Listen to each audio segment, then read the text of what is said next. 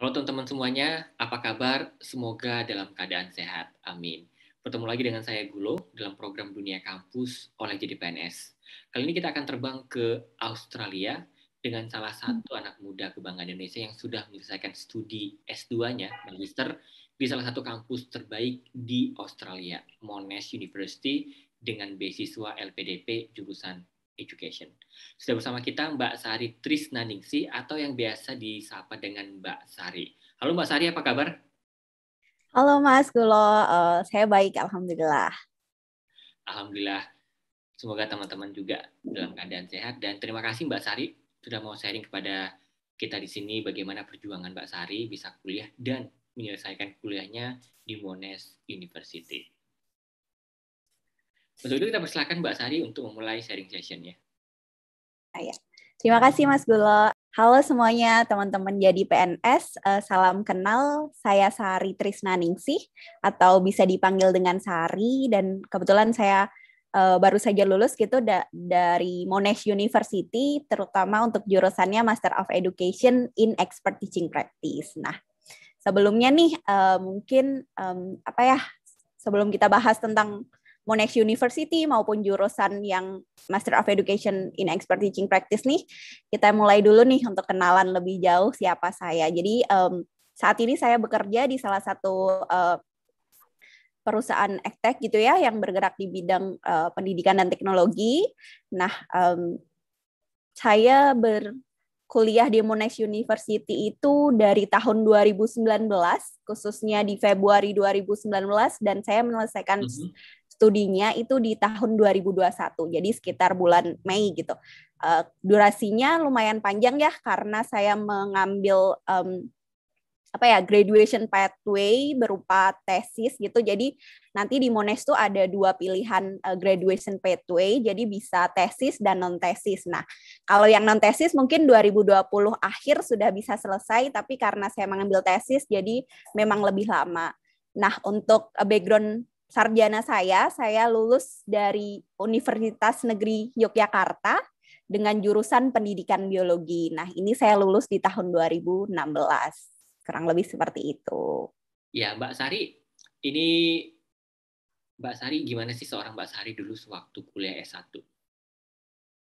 Oh ya, mungkin kalau dari S1 seperti mahasiswa pada umumnya ya, saya fokus di kuliah, kemudian saya juga mengikuti beberapa kegiatan unit kegiatan mahasiswa gitu, mulai dari himpunan mahasiswa, saya juga pernah bergabung baik menjadi anggota, kemudian menjadi staf, kemudian di tahun 2014 saya menjadi sekretaris untuk himpunan mahasiswa pendidikan biologi di Universitas Negeri Yogyakarta. Kemudian saya juga aktif mengikuti unit kegiatan mahasiswa taekwondo gitu. Jadi kalau yang di jurusan biologi saya juga mengikuti nih gitu. Jadi biar tahu atau kenal dengan teman-teman dari jurusan lain, saya juga mengikuti UKM taekwondo. Nah, selain itu saya juga mungkin karena sudah menyukai nih bidang pendidikan gitu, saya juga mengisi les-les kayak gitu, mengisi kegiatan-kegiatan yang berhubungan dengan pendidikan. Nah, kalau untuk setelah S1 sendiri ya, saya juga pernah bekerja di salah satu NGO nih di bidang pendidikan juga di Yogyakarta gitu. Nah, di situ bergerak di bidang pendidikan alternatif. Kurang lebih seperti itu Mas Gulo. Jadi sebelum saya berangkat ke Australia gitu di S1, kemudian saya juga bekerja di NGO dan pernah beberapa kali mengajar juga di sekolah. Makasih Mbak Sari. Mbak Sari ini S1-nya, kemudian setelah itu lulus kerjanya, dan juga S2-nya ini berhubungan dengan pendidikan. Apa yang menginspirasi seorang Mbak Sari? Wah, kayaknya aku mau ngambil kuliah ini dan ingin berkecimpung dalam karir pendidikan.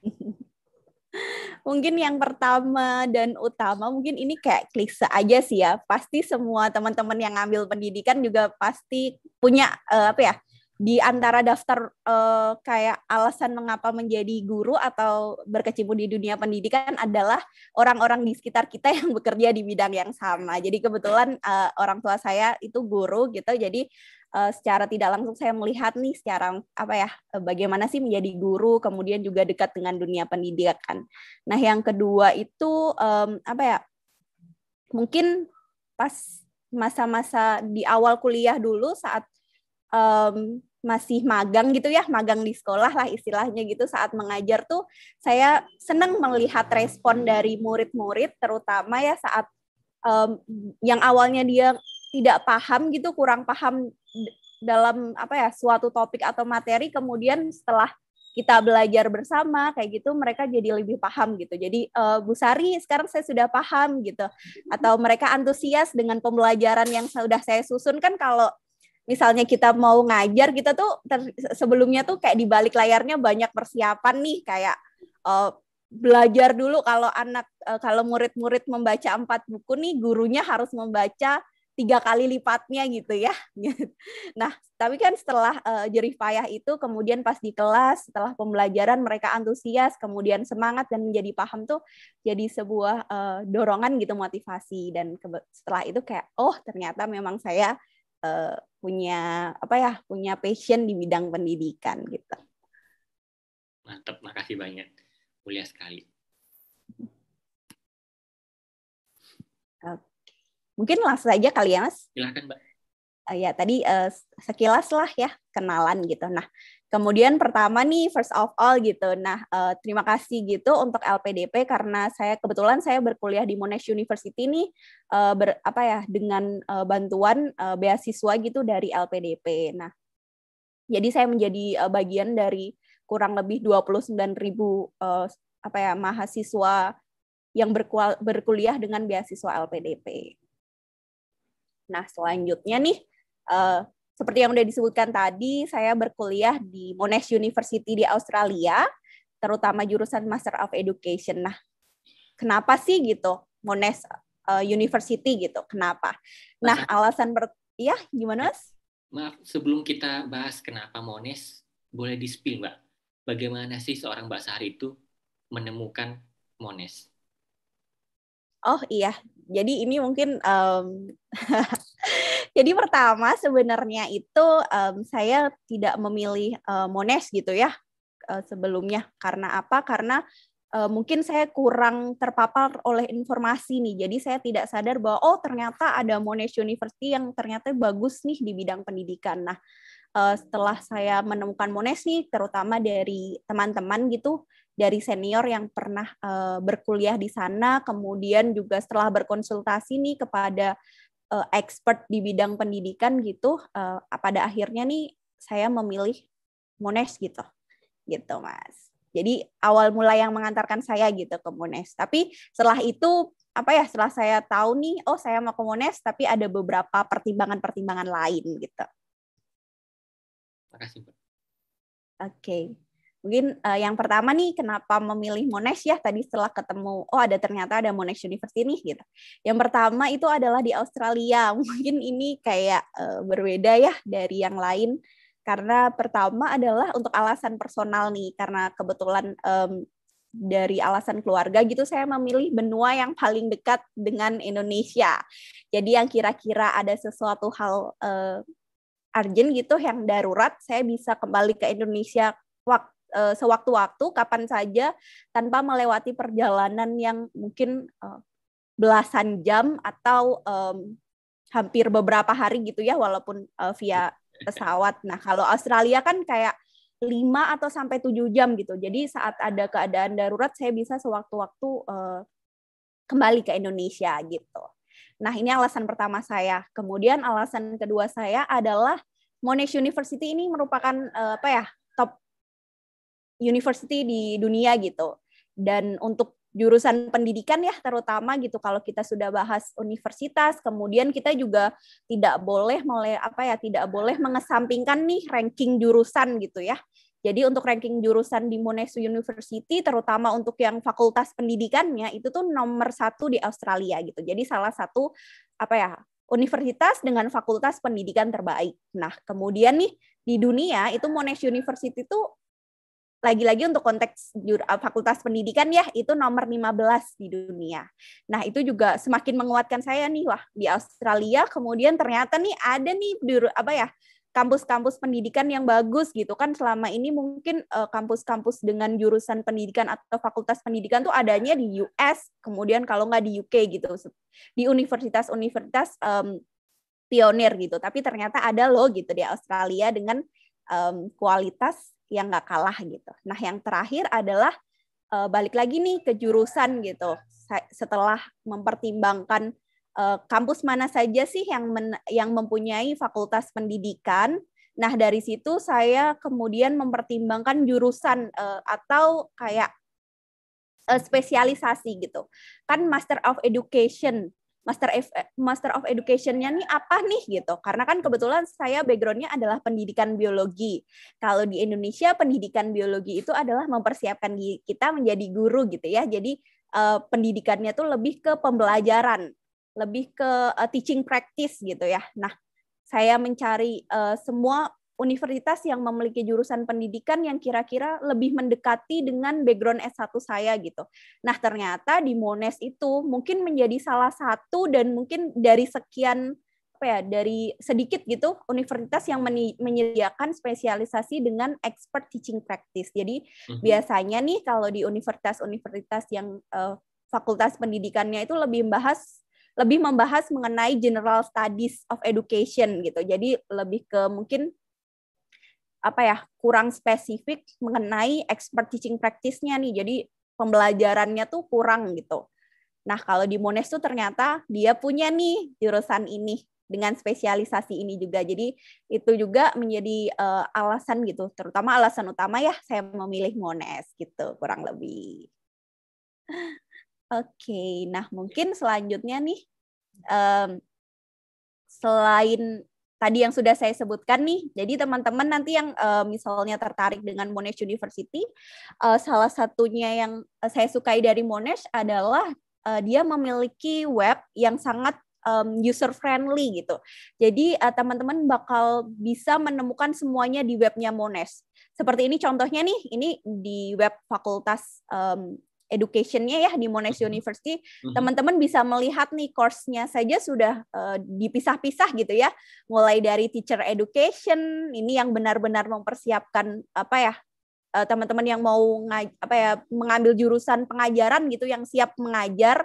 Nah kemudian ada postgraduate courses, ada psikologi, counseling, dan bahkan banyak lainnya gitu. Nah, kemudian di sini teman-teman bisa menemukan, nah itu salah satu juga sih alasan kenapa saya suka Monash. Jadi kan saat kita mencari tahu, otomatis kita nggak cukup nih tanya sana sini doang, tapi kita beneran harus melakukan riset. Nah, riset kan juga didukung dengan ketersediaan informasi. Nah, itu sih salah satu yang saya suka dari Monash juga.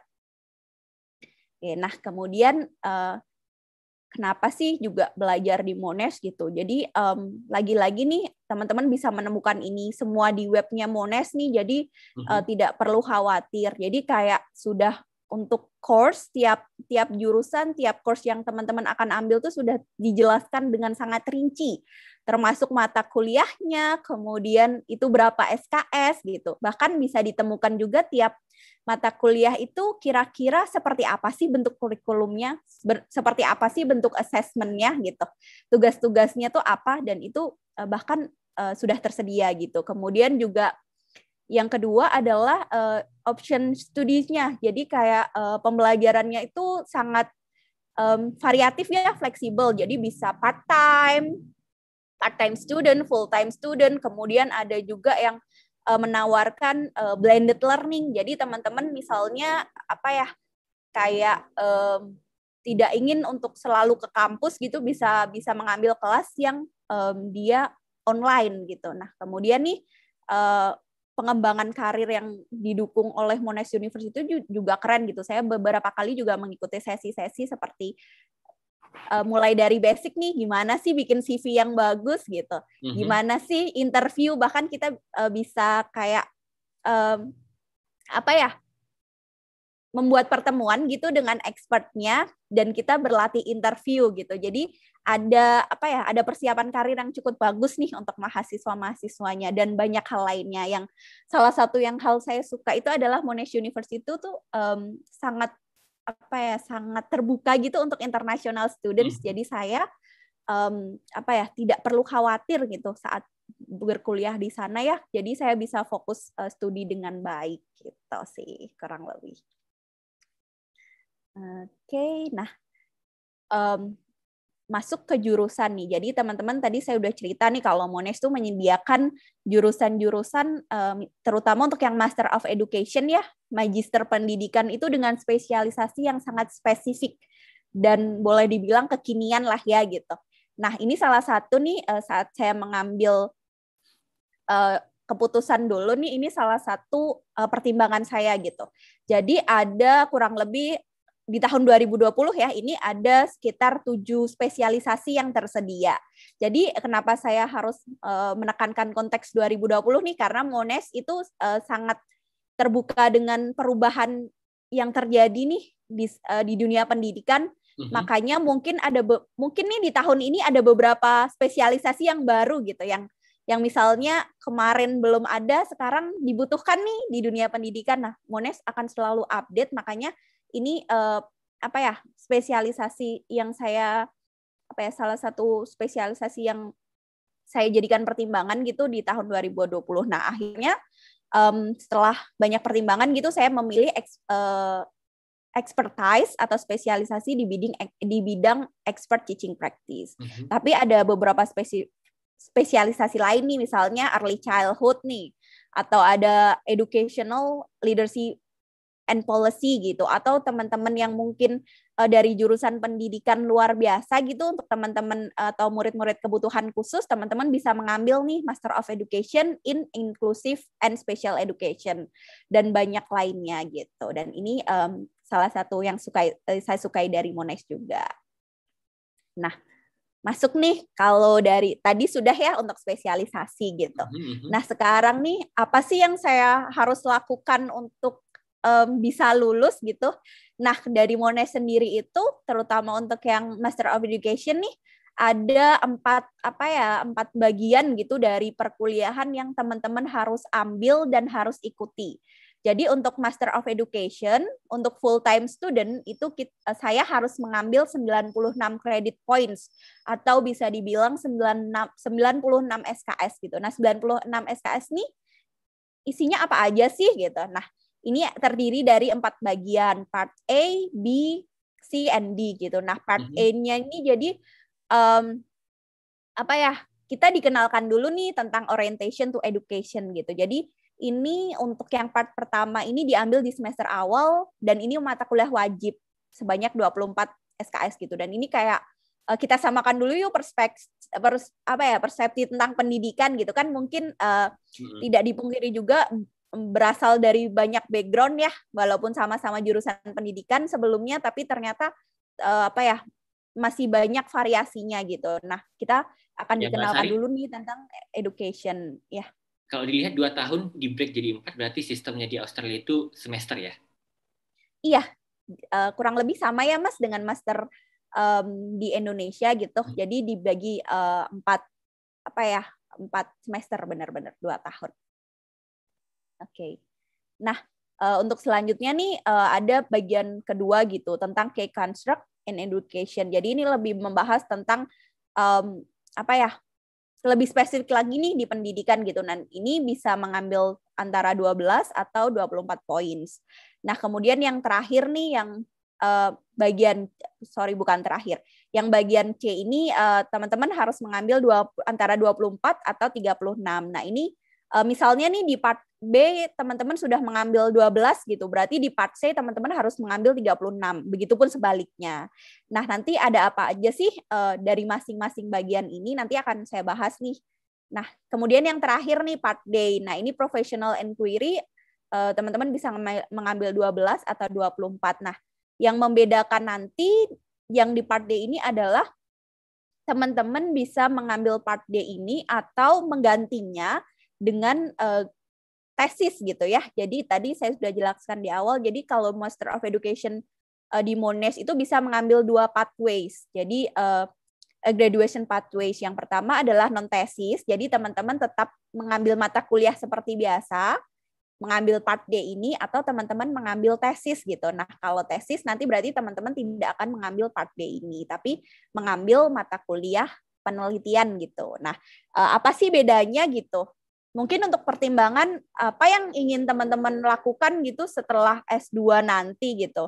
Nah, saya mengambil research pathways atau tesis tuh karena memang mungkin ke depan saya masih pengen sekolah lagi gitu. Jadi dan saya ingin mengambil pengalaman gitu, gimana sih research di luar negeri gitu, gimana sih rasanya punya supervisor gitu dari profesor-profesor di kampus ternama ini gitu. Jadi saya ingin mengalami pengalaman itu, dan kebetulan untuk nilai-nilai saya juga mencukupi, dan saya akhirnya mengambil tesis gitu. Walaupun memang membutuhkan waktu yang agak lebih lama ya dibandingkan teman-teman yang tidak mengambil tesis. Tapi keduanya itu sama-sama bagus gitu. Jadi nanti itu semua akan tergantung dengan pilihan teman-teman. Jadi silahkan dipertimbangkan gitu sih kurang lebih.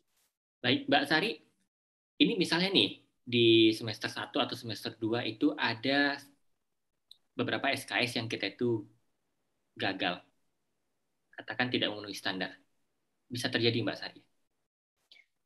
Iya, itu bisa sangat mungkin terjadi sih, Mas. Oke, terus bagaimana, Mbak, kalau kita mau ngambil lagi?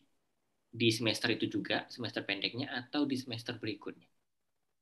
Nah, nanti berarti kalau misalnya nih dari semester 1 ada mata kuliah yang gagal gitu. Nah, teman-teman bisa mengambil lagi atau mengulangi mata kuliah yang sama itu di semester selanjutnya, Mas. Jadi bukan semester selanjutnya, tapi di tahun berikutnya di semester yang sama.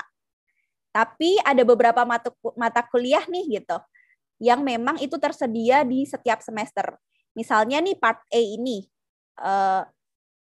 kan ada ini ya, biar lebih ada gambaran.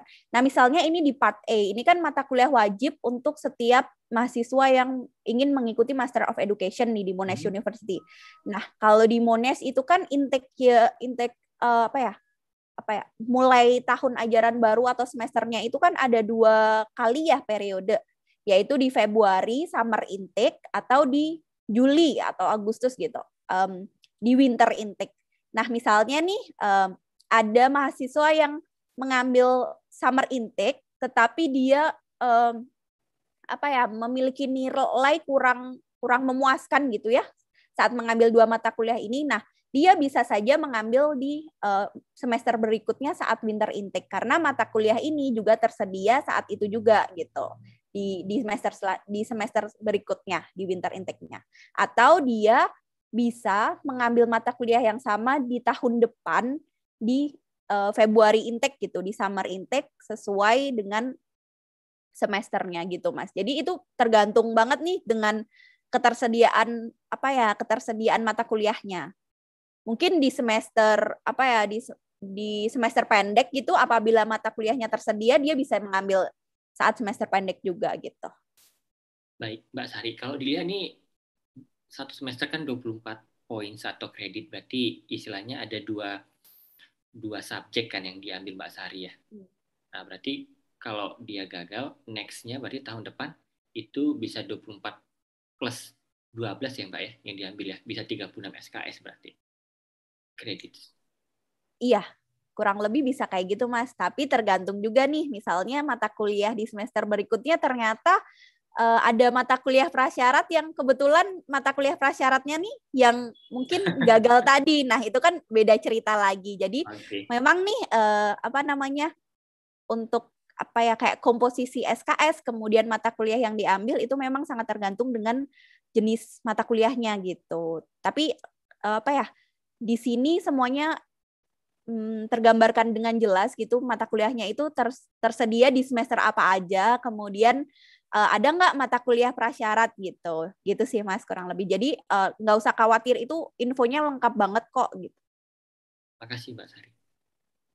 Oke, nah ini ya salah satu bagian dari part A tadi yang orientation to education yang menjadi mata kuliah wajib gitu untuk saya, yaitu adalah 2 mata kuliah ini. Jadi lebih membahas tentang perkembangan nih isu-isu di dunia pendidikan sekarang. Nah, kemudian masuk nih di bagian kedua gitu. Nah, bagian kedua nih kalau dilihat ya untuk mungkin teman-teman yang familiar dengan pendidikan, terutama untuk pengajaran nih, Master of Education in Expert Teaching Practice nih sangat membahas tentang persiapan kita menjadi guru gitu. Mulai dari membahas kurikulum nih, pedagogi dan assessment. Nah, ini salah satu mata kuliah favorit saya karena menjadi terbuka gitu ya, ternyata kurikulum tuh ternyata banyak sekali gitu, banyak kurikulum yang bagus dari setiap negara yang bisa kita ambil gitu. Nah itu sangat menginspirasi sekali sih. Kemudian apa ya, kita menjadi terbuka kurikulum-kurikulumnya gitu, akan apa ya, memimpin komunitas guru misalnya, atau misalnya dibutuhkan untuk memimpin apa ya, kayak komunitas orang tua atau menjadi kepala sekolah, bahkan untuk di jajaran di apa ya, di pemerintahan gitu. Makanya guru tetap harus memiliki ini gitu. Kurang lebih ini untuk yang bagian part B-nya, mata kuliahnya. Nah, ini yang part C nih, yang ini beneran kayak kita butuhkan saat mengajar juga. Jadi lebih ke profesional ya, dari judulnya ada. Part C itu adalah kayak enhance professional learning kita gitu. Yang pertama kan kayak walaupun nih bukan spesialisasi tentang inklusif atau pendidikan dengan untuk anak kebutuhan khusus ya, tapi kita tetap harus apa ya, mendapatkan gitu pengetahuan tentang murid-murid yang nantinya membutuhkan apa ya, penanganan khusus gitu. Nah, selain itu nih kita juga harus mengenali tentang talent development atau diversity dari student-student gitu. Nah, kemudian nih teknologi and education issues kan sekarang juga marak ya. Jadi dari Monex sendiri sudah membekali ini nih untuk apa ya, untuk di mata kuliah di Master of Education.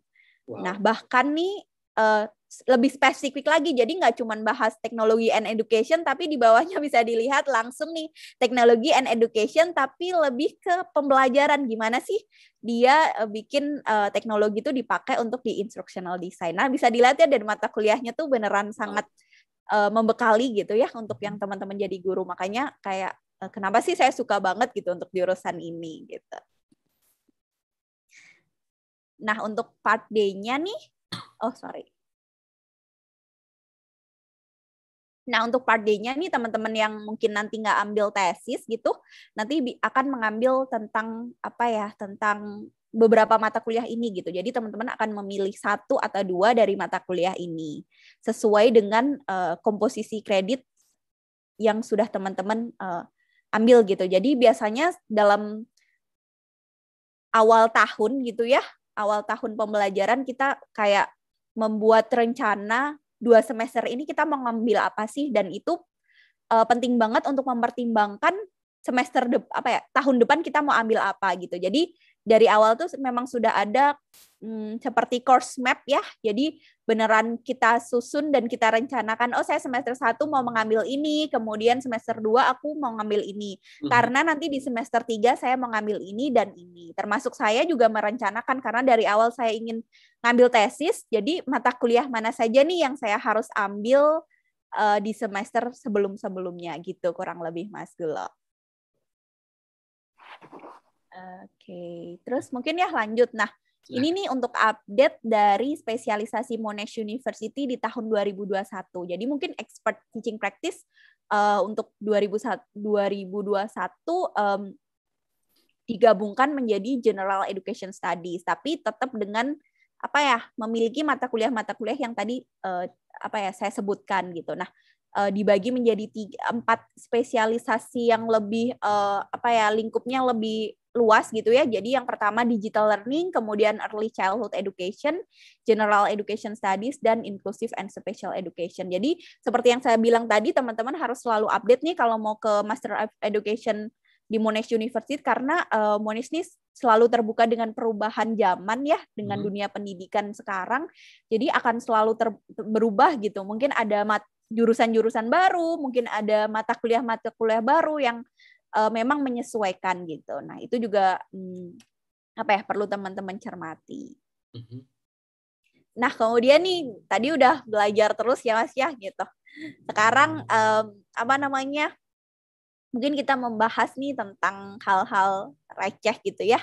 Tadi kan udah membahas tentang jurusan, gimana sih jurusan Master of Education in Expert Teaching Practice. Tapi teman-teman kalau berkuliah di luar negeri terutama ataupun dalam hal kehidupan ya secara general gitu, pastikan untuk teman-teman tuh imbang gitu ya antara study hard and play hard gitu. Jadi jangan lihat kayak kuliahnya terus gitu yang serius gitu.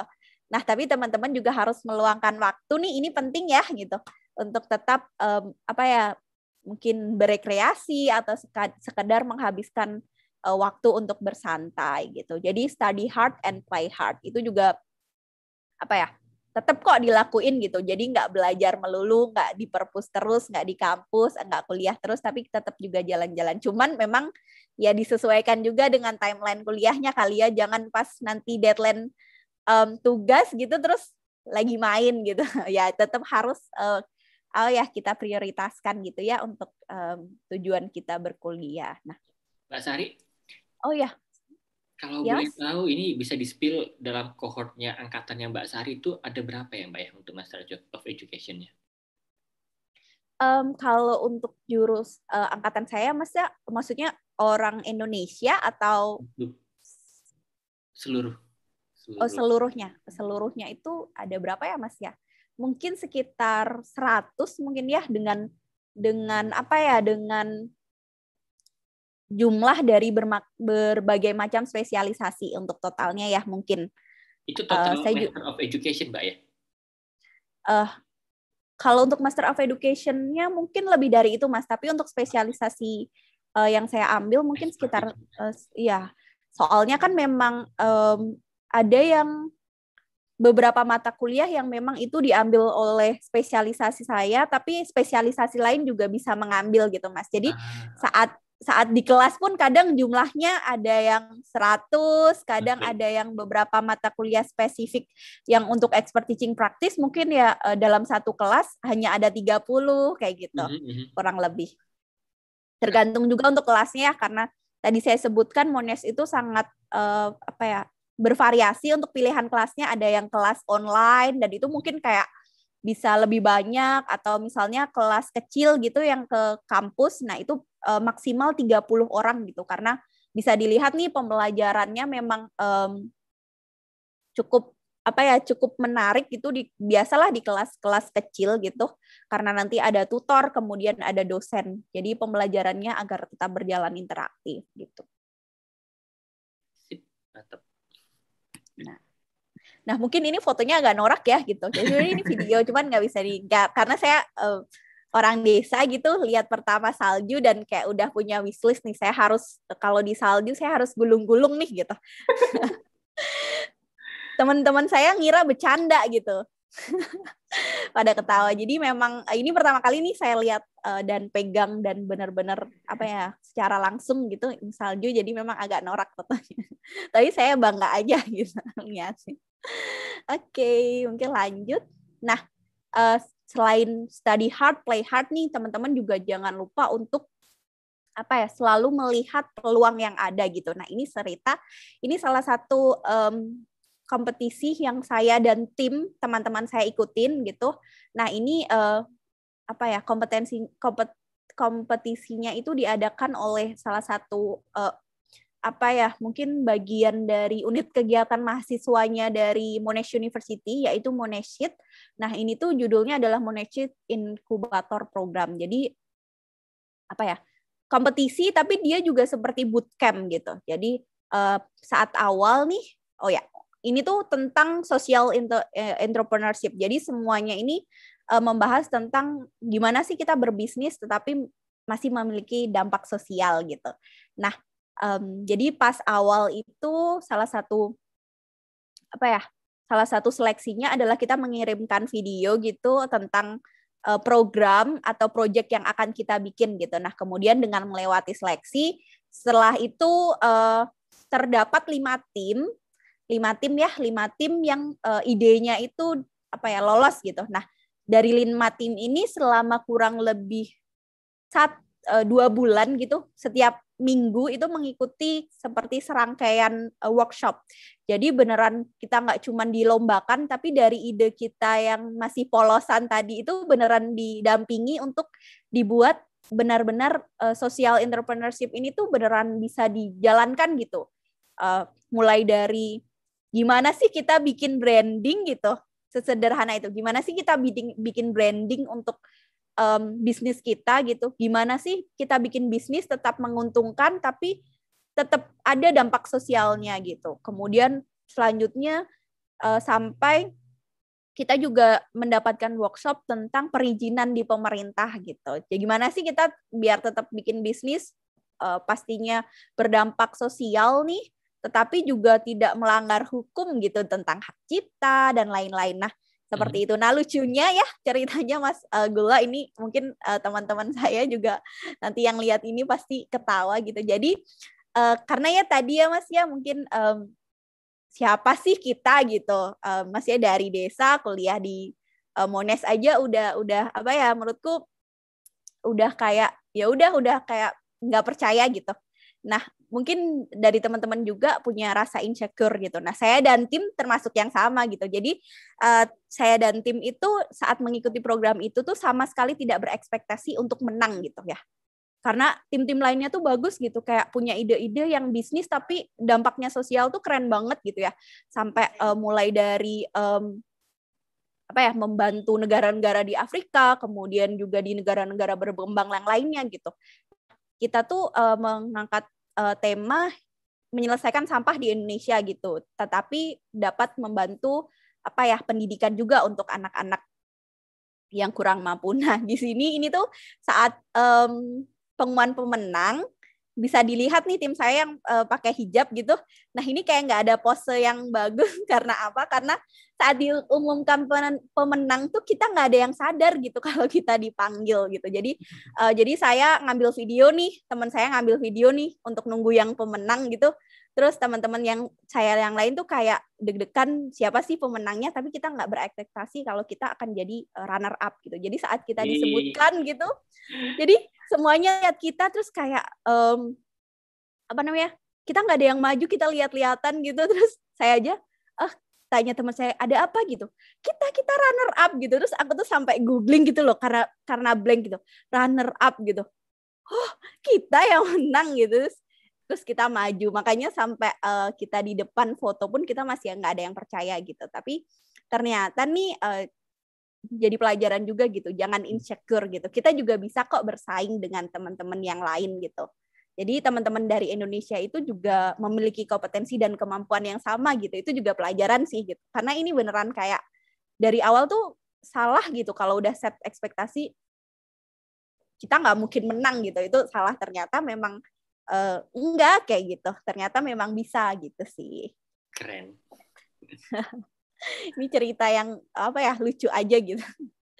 Terus kemudian nih, nah di sana juga ada hal-hal sederhana nih di Indonesia yang mungkin yang kemarin itu saya rindukan banget gitu.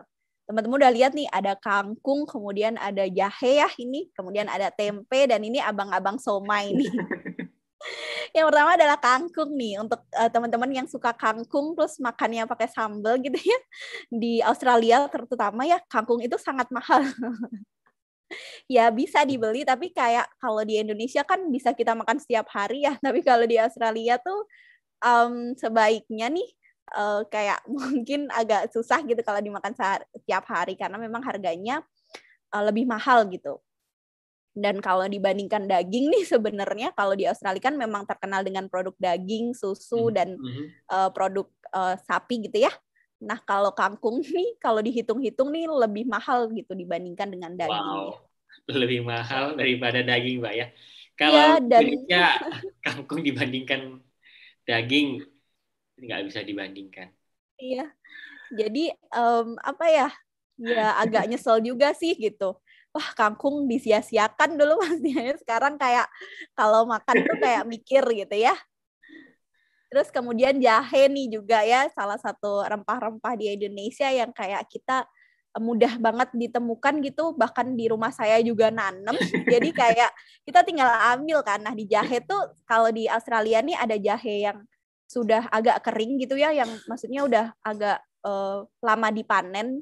Jadi wanginya tuh beneran kerasa, dan itu tuh harganya mahal gitu, hampir 800.000 sampai 1 juta gitu ya kalau dirupiahkan untuk per kilo. Wow. Ya kan, bayangin kan jahe 1 kilo di sini. Padahal ya kalau untuk yang masih basah tapi aromanya kalau dibikin wedang jahe ya, karena saya orang Jawa tuh kayak masih kurang, itu sekitar 500.000 gitu. 500 sampai 600-an ribu. Nah, itu kan iya mungkin agak nyesek ya karena di sini saya nanam sendiri gitu di rumah.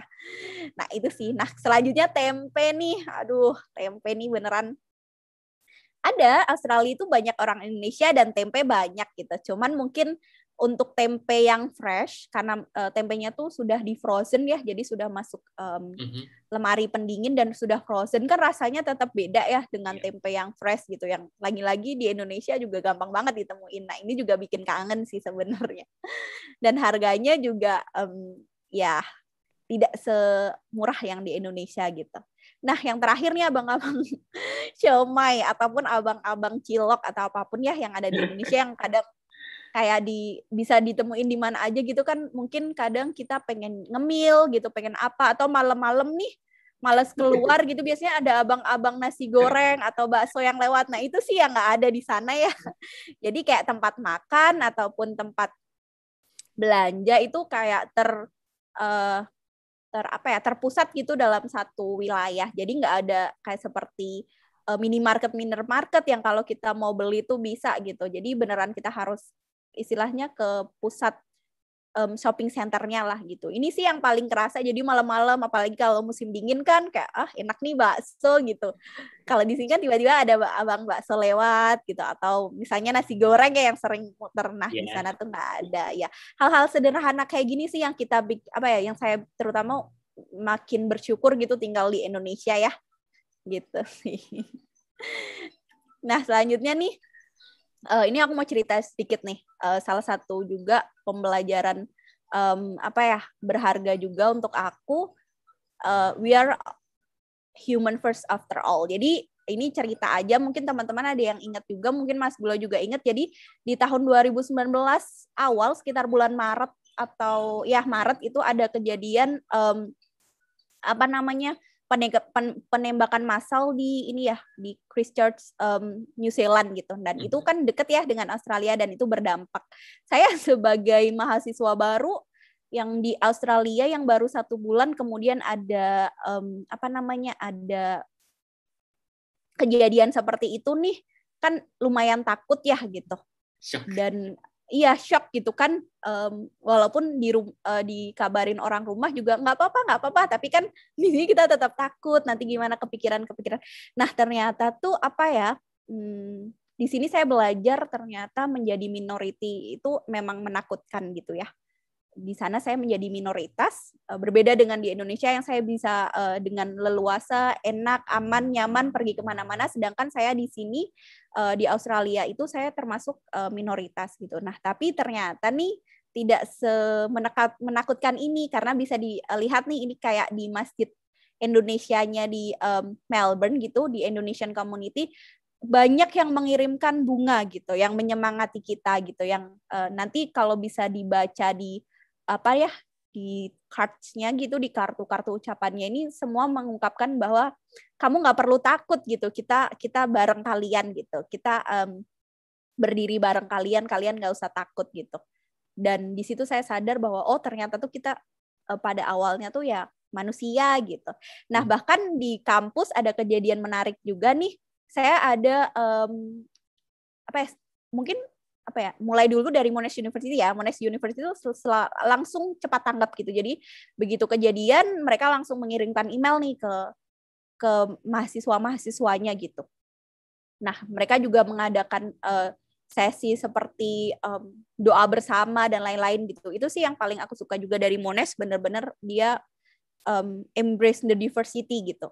Nah, pas kegiatan itu saya baru keluar ruang kuliah nih Mas, dan tiba-tiba ada ibu-ibu gitu ya nyamperin saya gitu, terus kayak bilang kamu nggak perlu takut gitu, beneran kayak bilang ke aku, kamu nggak perlu takut ya gitu, kamu nggak usah kamu nggak usah, intinya nggak usah takut gitu. Dia tuh sampai yang nangis gitu, kayak beneran mengungkapkan bahwa we are sorry gitu, tapi kamu nggak usah takut kayak gitu. Dan di situ kayak aku langsung merinding gitu, wah ternyata banyak loh orang-orang baik gitu. Jadi nggak usah merasa sendiri, nggak usah takut, karena memang banyak orang baik di sekitar kita. Itu sih, dan masih banyak nih random kayak gitu yang tiba-tiba ngomong, apa ya, kamu nggak usah takut gitu, kalau kamu butuh bantuan ngomong dan lain-lain, kalau kamu mau pergi kemana takut kamu ngomong gitu. Dan itu ada orang-orang seperti itu di sekitar saya, kurang lebih seperti itu nih. Ini kayak cerita aja gitu, jadi belajar menjadi minoritas. Nah, mungkin terakhir nih Mas gitu, kayak apa ya, mungkin teman-teman di sini ada yang baru nih kepikiran, oh aku pengen kuliah di luar negeri gitu, oh aku pengen ke Monash University, dan mungkin kayak memang dari sebagian dari teman-teman mungkin itu sesuatu hal yang akan merubah apa ya, hidup teman-teman yang sangat signifikan gitu. Dan memang perubahan yang besar itu memang menakutkan ya, karena kita udah punya zona nyaman. Kalau kita mau keluar itu semua orang pasti takut gitu, termasuk saya. Jika apa ya, menghadapi perubahan itu pasti takut gitu. Tapi kalau di prinsip saya, apa sih yang lebih nakutin gitu?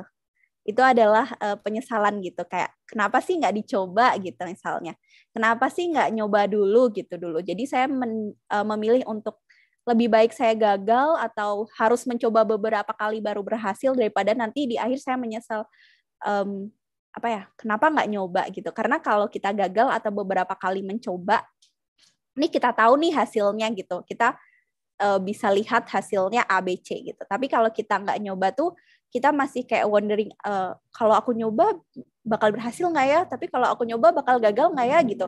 Masih akan terpikir gitu ya sampai akhir. Jadi menurut saya yang lebih menakutkan itu adalah penyesalan gitu. Nah, mungkin udah kali ya itu tadi ngobrol tentang kampus, jurusan ya, terutama yang spesialisasi di pendidikannya, kemudian juga kayak random stories lah tentang kehidupan saya di sana gitu. Kurang lebih gitu Mas Gula. Makasih banyak Mbak Sari untuk presentasinya. Mbak Sari kuliah 2 tahun di Monash University, ambil Master of Education. Stres kah Mbak? Kalau dibilang stres, pasti ada ya masa-masa stres gitu ya. Mungkin kalau aku bisa cerita, aku akan bagi itu menjadi 3 tahapan gitu. 3 tahapan yang benar-benar ini ya, bukan kayak aduh stres tugas, bukan ya, tapi beneran ada titik di mana kayak apa ya, menuntut aku untuk berubah gitu. Yang pertama adalah pas awal kuliah nih, stresnya itu karena perubahan sistem pendidikan. Kalau dulu pas kuliah S1 nih, dosen memberikan instruksi secara clear gitu. Sari, kamu harus belok kanan, kamu harus belok kiri gitu. Kemudian tugasnya ini kamu harus bikin ini segi 4 ya gitu. Kamu jangan bikin ini lingkaran gitu. Sedangkan saya berkuliah di awal itu dosen tidak memberikan instruksi seperti itu gitu. Instruksinya adalah Sari, kamu bisa explore ini gitu. Saat saya mintai pendapat, misalnya saya lebih baik kayak gimana ya, saya punya topik ini ingin saya bahas, ingin saya gali gitu. Ya bagus, dan banyak baca lagi gitu, banyak cari sumber. Terus jadi ini aku salah atau bener sih kan? Kadang mungkin dulu saya berpikir bahwa saat mengerjakan tugas tuh pilihannya antara salah dan benar gitu. Nah ternyata tuh saat di awal kuliah tuh saya dituntut untuk terus baca, karena ternyata saat saya baca tuh saya jadi tahu, oh ternyata ini. Jadi dosen itu tidak langsung memberikan instruksi ini salah, ini enggak gitu. Jadi beneran memberikan kebebasan untuk explore, dan nggak ada salah dan benar, itu nggak ada gitu. Nah itu sih yang sangat jadi titik saya yang paling stres gitu. Jadi ini maunya dosen apa sih gitu kan, kita tetap pengen ya mendapatkan hasil yang terbaik gitu. Tapi kalau pas awal tuh kayak saya bingung, ini tuh maunya apa sih? Ini udah bener belum sih gitu? Ini salah atau bener sih? Saat ditanya kok bagus-bagus aja gitu. Terus kayak cuman disuruh baca terus gitu. Itu pas awal karena masih adaptasi. Nah yang kedua adalah saat pertengahan studi ya. Jadi saat karena untuk mengambil tesis tuh ada batas nilai yang harus dipenuhi gitu. Nah pas pertengahan studi nih, jadi pas awal kan masih semangat. Kemudian pasti kita ada titik di mana kita udah kayak mungkin jenuh, mungkin kayak mungkin kurang bersemangat gitu ya. Nah di sini sih yang saya masih di satu titik saya pengen ambil tesis gitu. Jadi nggak boleh apa ya, nggak boleh gegabah gitu, nggak boleh apa ya, kayak santai-santai, tetapi di satu sisi kayak udah males gitu. Nah itu sih, itu kayak beneran dilema, tapi pada akhirnya balik lagi nih, ingat ke tujuan awal kenapa sekolah gitu. Kemudian ingat juga karena ini bukan self funding ya, jadi kalau saya ada gagal tadi yang diceritain di awal tuh, aduh saya bayar pakai apa gitu kan. Nah kemudian di akhir nih saat penyelesaian tesis, karena ini beneran kayak stresnya berkali-kali lipat sih, karena pertama adalah, dan itu saat saya mengambil tesis itu adalah masa pandemi gitu. Jadi pertama adalah sistem berubah gitu, dari misal awalnya ingin mencari data ke Indonesia nih, akhirnya tidak bisa gitu. Kemudian juga untuk dari segi partisipannya juga akan terbatas gitu kan, karena kita nggak bisa langsung ke Indonesia, dan begitu pula jenis penelitiannya nih, kita juga harus beneran memilih mana yang bisa kita ambil datanya online gitu, yang jadi saya nggak bisa terjun langsung ke kelas kan, walaupun saya bisa saja mengambil data di Australia, cuman kan memang saat itu pandemi dan lockdown kan, pembelajaran semuanya sekolah tutup gitu. Itu sih yang menjadi tantangan. Jadi pas awal tuh kayak gimana ya penelitian apa yang masih bisa saya ambil gitu, yang nanti hasilnya masih datanya masih berguna untuk misalnya data-data di Indonesia gitu. Kemudian stres selanjutnya ya menyelesaikan itu sih, tesis. Kurang lebih kayak gitu sih, Mas. Baik, selama 2 tahun sebagai seorang perempuan yang mengenakan jilbab, pernah mengalami rasis atau pelecehan seksual atau sejenisnya kah, Mbak Sari? Kalau rasis ataupun pelecehan seksual bentuk ini ya, misalnya catcalling itu tuh biasa sih Mas gitu. Itu pasti dimanapun, nggak perlu di Australia, nggak perlu di ini. Dalam baik wanita bahkan juga laki-laki ataupun yang pakaiannya mau seperti apa, itu pasti terjadi, dan itu juga terjadi sama aku gitu kan. Dan itu saya juga sadarin itu bukan kita nggak boleh bilang kalau itu tuh orang Australia itu kayak gini, tapi itu adalah oknum gitu, karena saya juga menemui banyak orang baik. Kalau untuk rasis tuh mungkin pas di kereta kayak gitu, mungkin adalah oknum-oknum yang jahil gitu, atau mungkin kalau di lingkungan kampus enggak ya, tapi biasanya saat kita keluar gitu ke pusat-pusat keramaian itu pasti ada. Misalnya nih pas summer nih kan panas-panasnya tuh, sedangkan kita memakai hijab kan gitu. Nah itu sih paling yang ditanyain gitu, ngapain kamu pakai gitu panas-panas kayak gini gitu sih. Itu juga pasti sering sering ditemui gitu sih. Kalau selebihnya sih enggak sih Mas, ya biasalah gitu.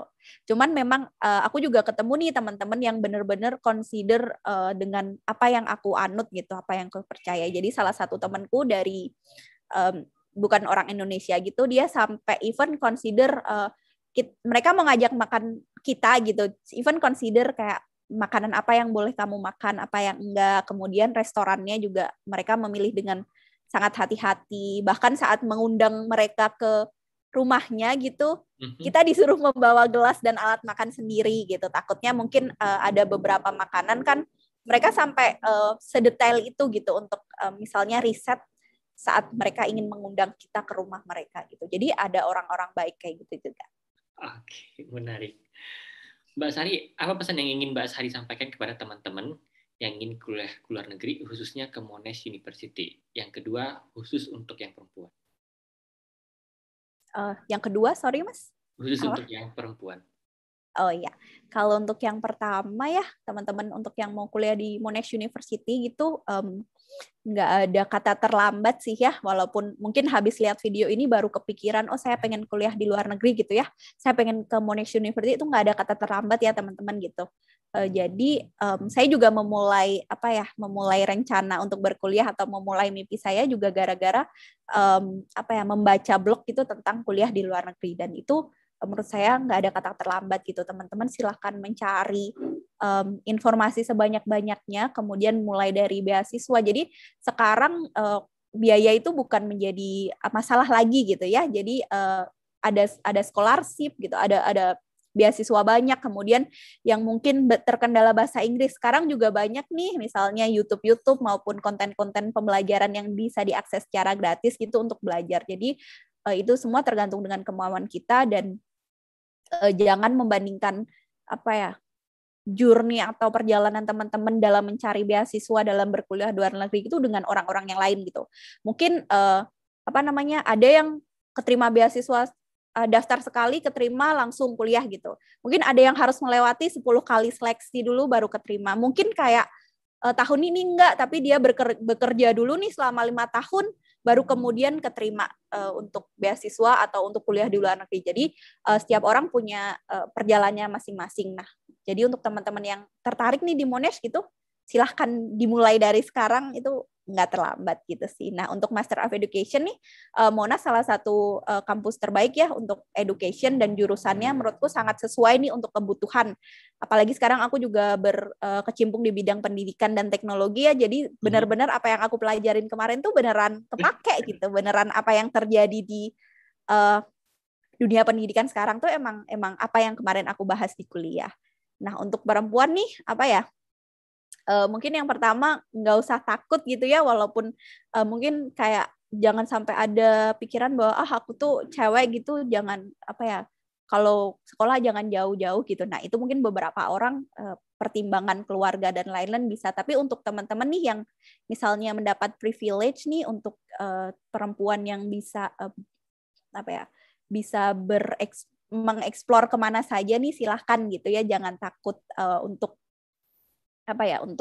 mempunyai cita-cita yang tinggi gitu. Maksudku even perdebatan tentang perempuan menjadi ibu rumah tangga atau kerja, tapi at least saat kamu mempunyai ilmu nih, kayak saya punya pengetahuan sedikit tentang pendidikan, yang paling bisa saya cepat terapkan adalah nanti mungkin ke anak-anak saya atau orang-orang di sekitar saya, mungkin keponakan-ponakan saya dulu gitu kan. Jadi nggak usah yang kita pikir dampak yang sangat besar gitu, tapi kuliah itu untuk belajar sesuatu yang baru gitu, untuk sesuatu kita pengen tahu sesuatu yang baru, kita pengen terus belajar gitu sih yang pasti, Mas. Jadi nggak terbatas gitu sekarang, apalagi ya gitu, maksudnya nggak zaman kayak dulu gitu yang perempuan cuman nggak boleh kemana-mana gitu.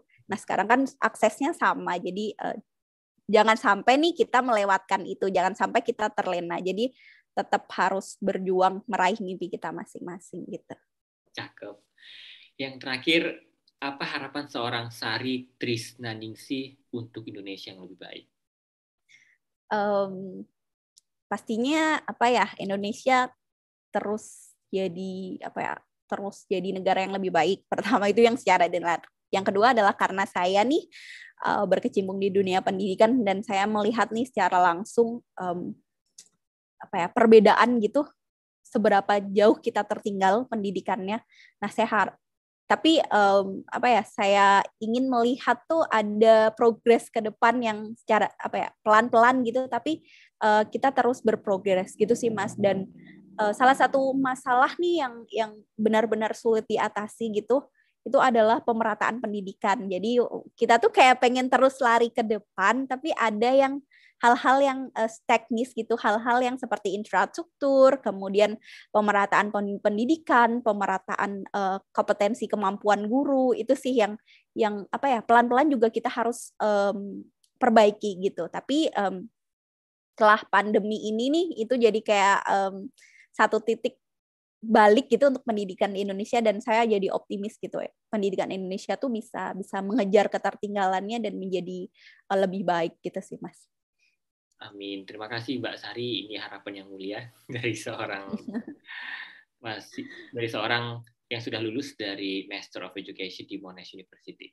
Sekali lagi terima kasih banyak Mbak Sari. Sukses buat karir, dan nanti kalau ada ingin melanjutkan studi lebih lanjut lagi, dan kita ingin mendengarkan nih cerita menarik dari Mbak Sari.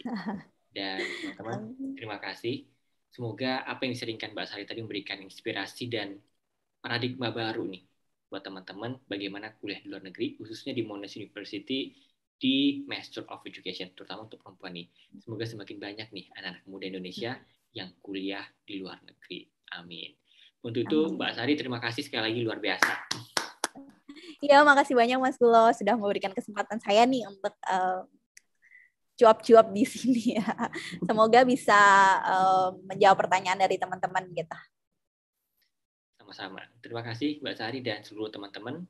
Saya Glo dan seluruh tim dari Jadi PNS mengucapkan terima kasih dan sampai jumpa dalam program Dunia Kampus atau program lainnya dari Jadi PNS. Sampai jumpa.